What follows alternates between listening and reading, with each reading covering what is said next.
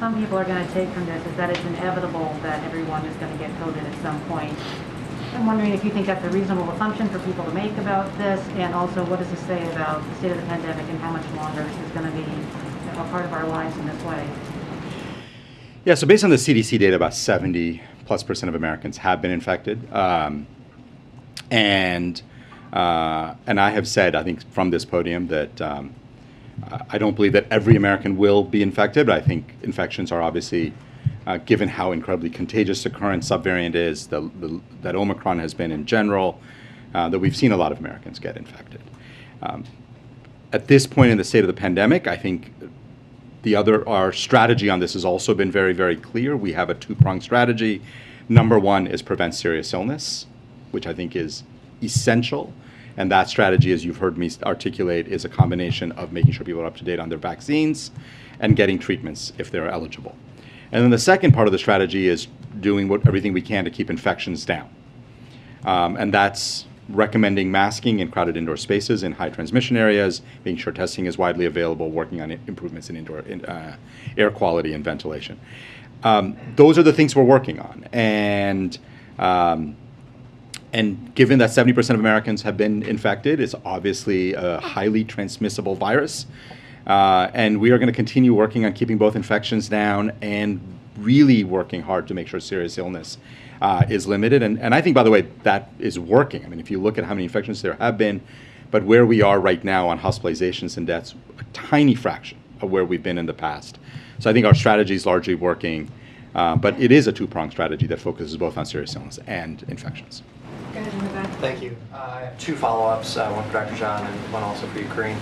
The through line of this briefing has been that things are different now and that you're better prepared, obviously, because of the vaccine and then some of these drug therapies. So this might be comparing apples to oranges, but the previous president was moved from the White House to Walter Reed, and one of the explanations that was given at the time was that they had better facilities there.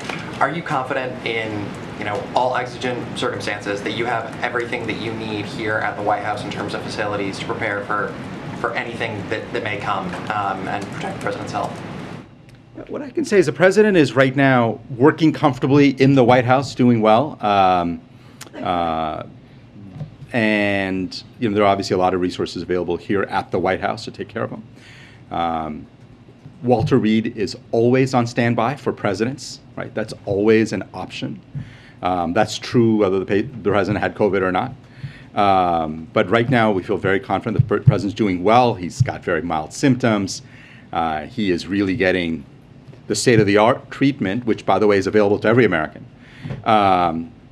And he's doing very well in the residence under close monitoring from his physician.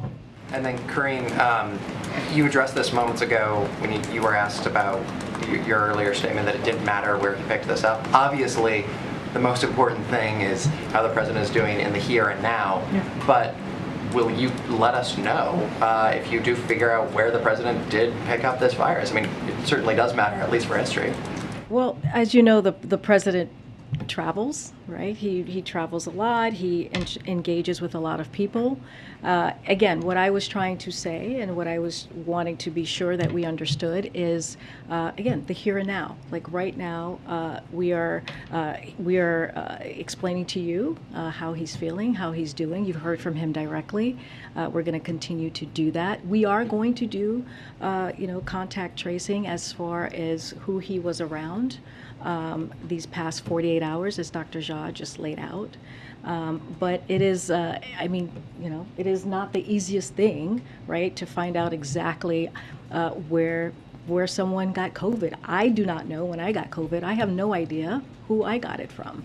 But we want to make sure that the people that he was around if it is indeed a close contact, that they are made aware.